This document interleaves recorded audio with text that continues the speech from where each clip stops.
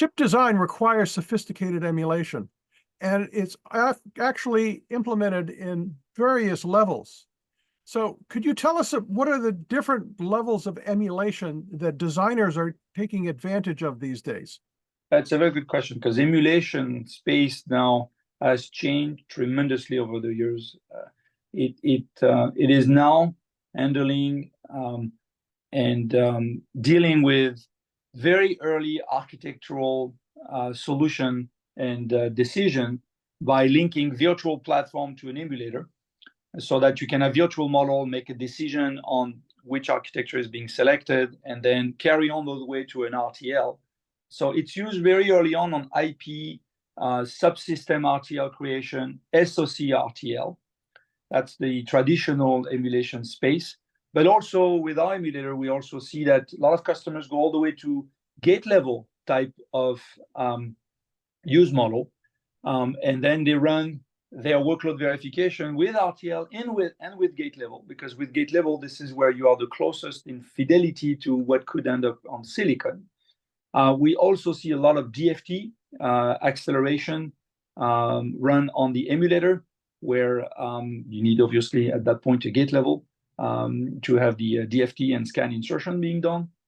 And we also see a lot of power performance analysis use model done on the emulator, the trade-off about device characteristics for power versus performance. But today it's very common to have customers running long workload and looking at the switching activity in the device to look at where you have spike of power or potentially spike of activity, which could translate to power.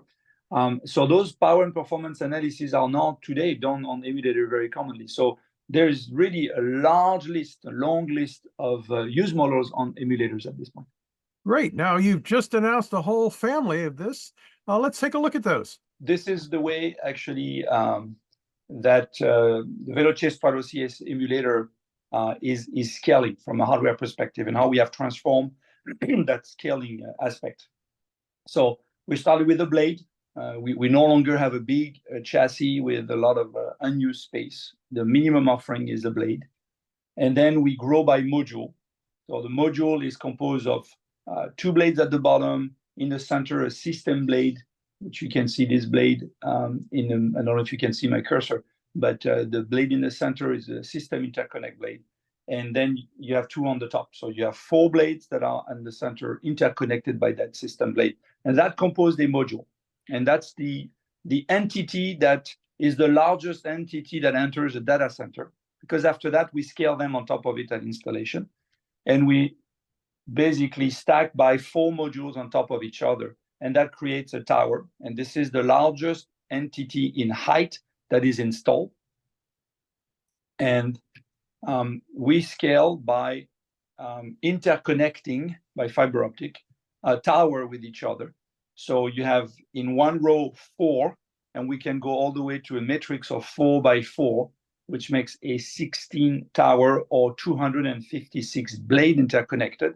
At that point, from an aisle to another aisle, they connected from the ceiling via a proprietary technology of interconnect that we have. And then we are able to compile and execute run time emulation over a very large design, which is around 40 plus billion gates. Not every customer will need 40 billion gates, but some do. And for those that do need that, we'll be able to serve a 40 plus billion gates emulation capacity, which is the largest in the world. Primo CS, same concept. We launched in 21. In this announcement, we have changed the architecture. You can see they look very different. We are going towards the same architecture than what we have with Primo CS, which is a blade interconnected, scalable and modular architecture. And we're getting more capacity here versus the emulator, because the chip from AMD has more capacity. So we grow capacity 4x from previous generation to this generation, 5x in performance, and tremendous improvement in debug with the Versal architecture from AMD, around 50x. That gives us the best performance capacity for enterprise prototyping with 40 plus billion gates, an extremely good congruency, which is fantastic productivity between Strato CS and Primo CS. It is very reliable. We moved in a strategy for that prototyping hardware to go cable-less. It's actually blades. The cable are behind, and they are fixed type of interconnect. So you don't have to mess around with cable in the front and so on to program the dot. And it's a single FPGA granularity. Same concept on how the platform scales in capacity. We start with a blade, same size. It's exactly the same size of the Strato CS blade. The Primo CS blade is the same size.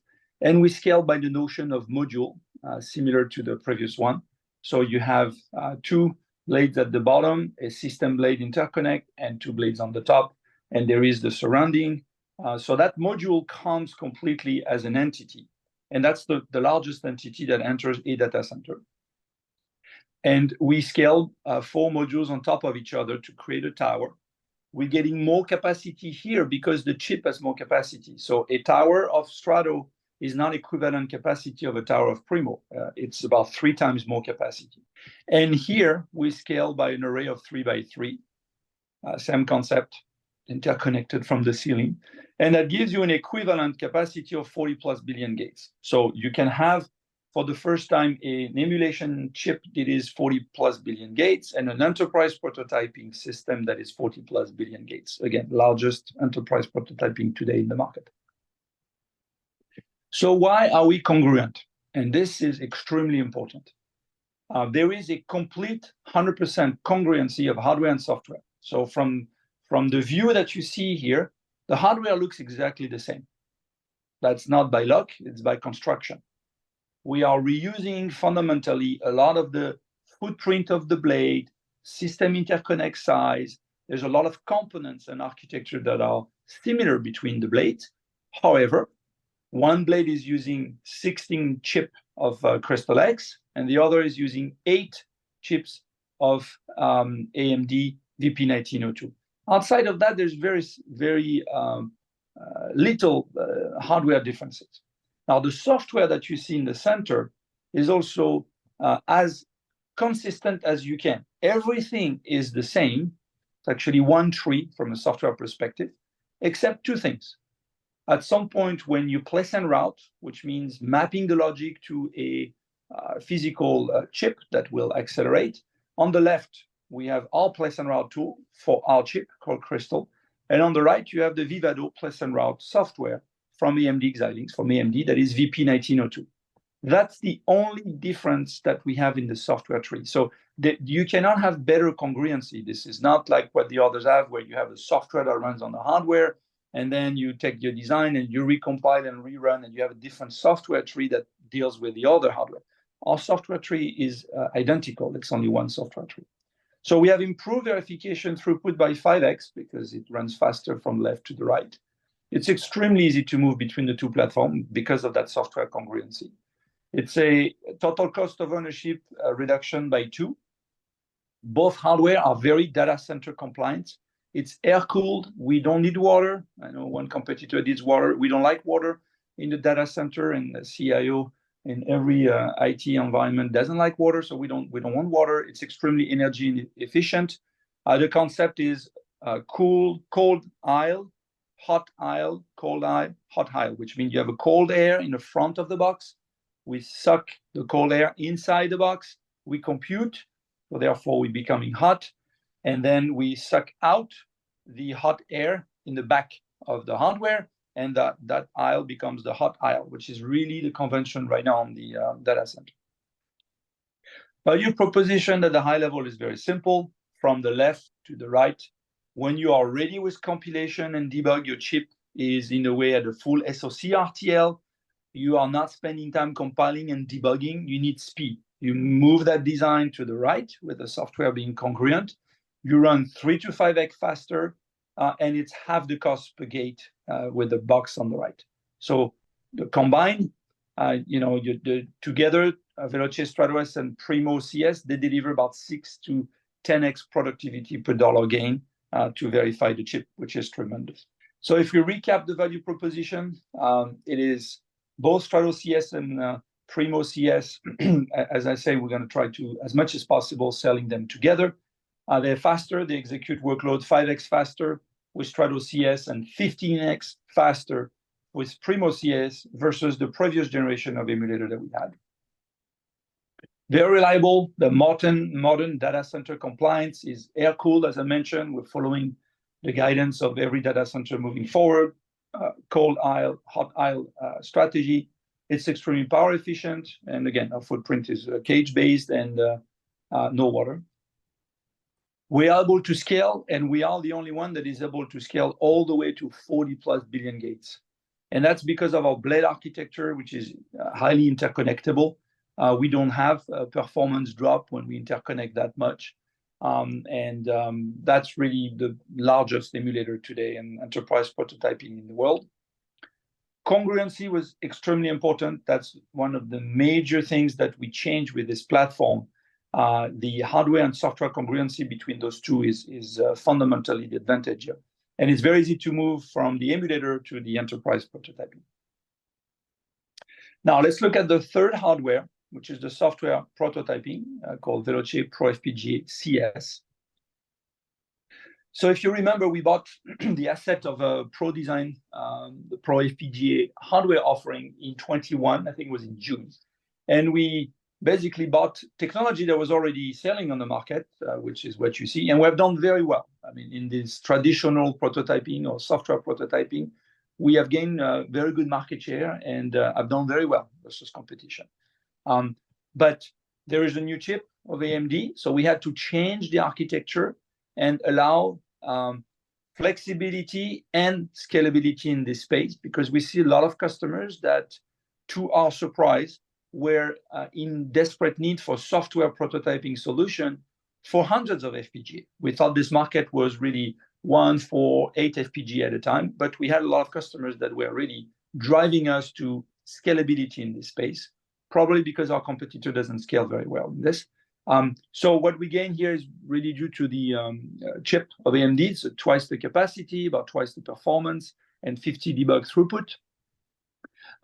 Performance is optimized. We can do multi-FPGA implementation with our software. This is the fast platform, you know, of one single FPGA or 4 will run up to 100 megahertz. So this is the fastest execution you can get. It's highly, the highest flexibility you can get, which is a very polite way of saying you're going to cable this thing. So there's a lot of cable, but you get exactly the programmability by cable that you wish. So you have all the flexibility in I/O that the FPGA device can give you. It's a lower cost of entry. You can start from a single FPGA all the way to a rack, which is 4 billion, and we'll go all the way to 3 racks up to 12 billion gates, which is incredible for software prototyping. So here it stacks a little bit differently than the others, as you can see with the animation. We have a rack for this one. For the others, we have module that we stack. Here you have a conventional rack, which is one width rack, and you insert blades. So we have 2 types of offering. We have one that is still the traditional desktop, which is what it means. You take a single board or a quad board and you put it in the lab on the desk and you interconnect, and usually you have cables that go to a physical target. So it's a very desktop lab oriented. Usually those type of application, they don't buy many blades. They buy what they need. It's usually for IP verification, by the way. And then for those that are going to scale large system, we have the concept of that blade, which is an hexa blade. There is 6 FPGA. That's the picture at the bottom left. And then you stack them in the rack, and that's the only one where we have a rack. And it goes all the way to 10 proFPGA blade, so 60 FPGA in one rack size. And we're going to be able to interconnect 3 of them, which will make a total of 180 FPGA. At that point, it's a very large system that we can map. What is key here on proFPGA CS is the VPS software. This market historically has been a hardware centered business with very limited software enablement. We have changed that with our VPS software, which is congruent with all the other platform. We provide efficient compilation without any RTL modification. So in this space, usually you have to modify the RTL to be sure it's going to work. Here, we're going to have that done by software. We'll have automated multi-FPGA partitioning. For those that practice prototyping, it's complicated to do large partitioning for multi-FPGA, so it will be done by the software. Timing-driven performance optimization, sophisticated at-speed debug. But the software really here is the key aspect on top of the hardware attributes. If we summarize the software prototyping platform, it is fast. So this is the fastest offering we have here. It is targeted really for IP all the way to software and system performance. We also are going to scale very well from single FPGA, which is the smallest offering you can have for desktop, all the way to multi-blade that could be in a data center. It is very flexible, so you can see the picture that I have selected with a lot of cable. That's purposely why I selected that picture. You can program 100% flexibility of the customer I/O that you have. And most of the customers, they know what they're doing here, so they are leveraging this extremely well. But that's flexible.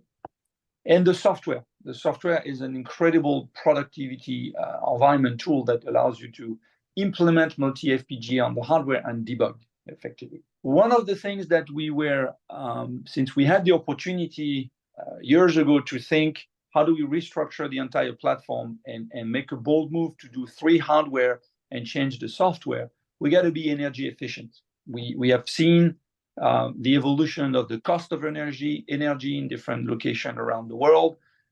Everybody's going to data center. So in the data center, the way the cost of ownership is looked at is very different than if you have it on premise. So the impact to the energy budget was very, very important for us. And we have designed things that are really consuming less power than competition. And we're roughly around a target of 10 kilowatt per billion gates, which is incredible, particularly on the emulation space. Our competition is on the emulation space, not even able to dream of a 10 kilowatt per billion gates. We're compatible with modern data centers, I have explained, cold aisle, hot aisle. It's very data center compliant in footprint. We are size of 2 racks or 1 rack. Weight and power, not important. We don't need water to cool the hardware. We have our own proprietary technology. The blade comes as a self-contained, self-cooling system. So it is at the blade level. We don't need anymore a system which sucks the air from the bottom to the top like we do today. With the new offering, everything is self-contained in the blade, like all the high-performance compute accelerator in the world. Very high system utilization, because we think the trend is a lot of customers want those type of equipment they call it in the cloud or outside, and manage this 24 hours, almost like a piece of software or environment. So at the end, if you combine everything, we're really saving millions of dollars just on power and cooling, and again, the water. You have the press release, so you see that we have 2 partners in this announcement. Clearly, AMD has changed for us in terms of the partnership level, because they bought Xilinx. So they are a customer and a partner. When the AMD was with Xilinx, we were partnering in the hardware that we were doing. Here we're partnering in the hardware for them to use internally, but also with the AMD FPGA organization, since we are using their chip.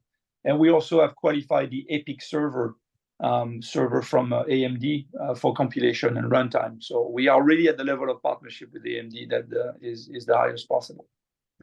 We also have ARM, that is a very key partner. You will see on the quote, I mean, historically, ARM has been using all the Primo, Strato, and proFPGA hardware that are today, and they are starting to use Strato CS as a hardware design acceleration as a customer validation. Yeah. So the summary, you can see the picture of the new offering. This is a very bold move from Siemens. We were very fortunate to be part of a company that is allowing us to make such investments. And we really believe that by having 3 hardware at the same time and covering 100% of what our customer needs are in one announcement was very important. It was, as you can imagine, a lot of work to stage the announcement of 3 hardware at the same time in the division, and many people and many years working on this. But we are the only company that has the complete offering. And I will challenge the other competitor to stack their hardware underneath the definition here to see how we stack. and I welcome that challenge. So thank you very much for filling us in on Siemens emulation solutions.